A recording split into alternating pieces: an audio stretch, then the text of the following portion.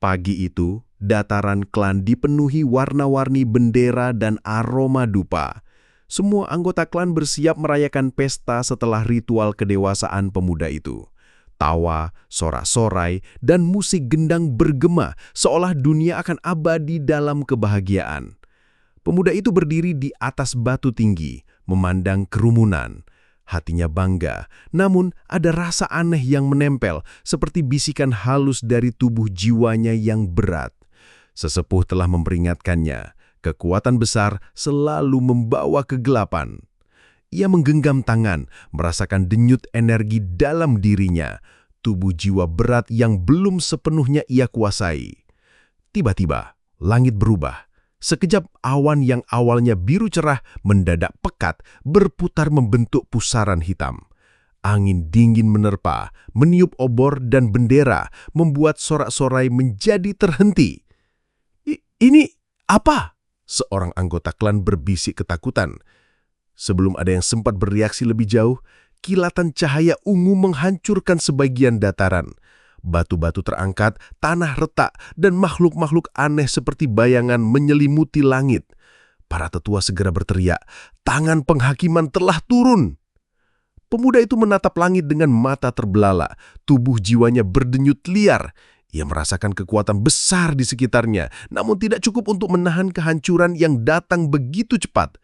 Keluarganya, teman-temannya, dan seluruh klan, mereka jatuh satu persatu di hadapannya. Ia berlari, berusaha menyelamatkan sesepuh dan keluarganya, namun tanah di bawahnya runtuh. Lebudang energi hitam menyapu semua. Suara jeritan dan tangisan memenuhi udara, bercampur dengan suara gemuruh kehancuran. Di tengah kengerian itu, tubuh pemuda itu terangkat oleh kekuatan jiwanya sendiri, seolah alam semesta menolaknya mati begitu saja. Ia terlempar ke atas, melihat dunia yang selama ini ia kenal, rumah, pohon, sungai, semuanya musnah dalam sekejap. Saat ia mendarat, bumi retak di sekitarnya. Hanya debu, abu, dan sisa-sisa reruntuhan yang tersisa. Matanya menatap kosong, hatinya hancur. Segala yang dicintainya lenyap. Kegembiraan ritual kini hanyalah kenangan pahit. Namun, di tengah kegelapan itu, sebuah pesan muncul di dalam jiwanya. "Kamu telah bangkit." Kelas tersembunyi terbuka, Raja Jiwa, SSS. Keahlian bawaan, kecemerlangan jiwa berat. Dalam 20 detik, tuan rumah menjadi tak terbunuh. Tubuh pemuda itu bergetar, kekuatan baru mengalir liar. Dalam sekejap, ia sadar takdir belum selesai dengannya. Dunia mungkin hancur, tetapi ia memiliki kesempatan kedua, sebuah jalan ke kekuatan yang tak terbatas. Debu masih berterbangan, api dari reruntuhan menyala. Pemuda itu berdiri, tatapannya penuh tekad. Meski semua telah hilang, hatinya bersumpah, ia akan bangkit, menguasai semua jiwa, dan membalas kehancuran ini. Hari itu, kebahagiaan berubah menjadi tragedi. Namun dari tragedi itulah lahirlah seorang calon raja jiwa. Sunyi. Itulah yang tersisa setelah badai kehancuran. Pemuda itu berdiri di tengah hamparan abu dan puing. Angin berhembus kencang, meniup sisa-sisa bendera klan yang hangus terbakar.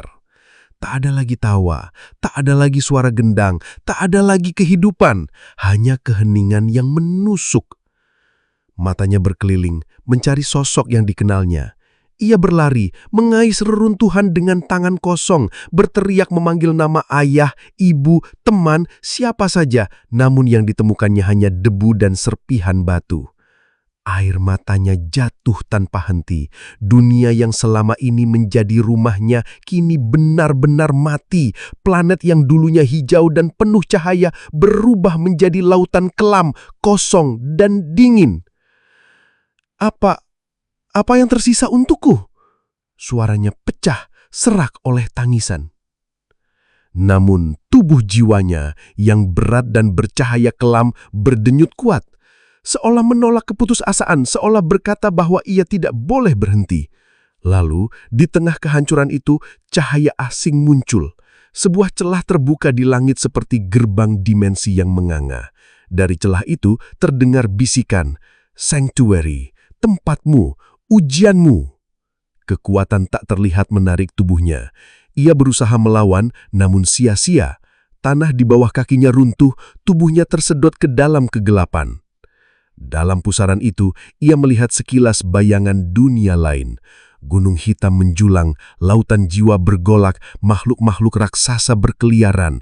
Dunia itu kelam, sunyi, namun terasa hidup, penuh dengan energi jiwa yang padat, liar, dan berbahaya.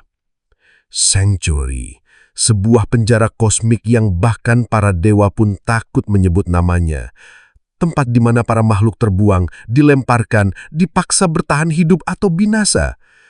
Tubuhnya terhentam keras di tanah asing, napasnya berat, tulangnya terasa remuk, namun jiwa beratnya bergetar, menyembuhkan luka sedikit demi sedikit. Ia menatap sekeliling, hutan hitam, kabut pekat, dan suara lolongan makhluk buas di jauhan. Untuk pertama kalinya sejak kehancuran klannya, hatinya kembali berdenyut bukan oleh kesedihan, tetapi oleh naluri bertahan hidup. Ia sadar, tangisan tidak akan mengembalikan apapun. Jika ia ingin membalas dendam, jika ia ingin menuntut langit, ia harus bertahan di tempat ini. Baiklah, gumamnya lirih dengan suara yang bergetar namun penuh tekad. Jika ini ujian takdir, maka aku akan melewatinya.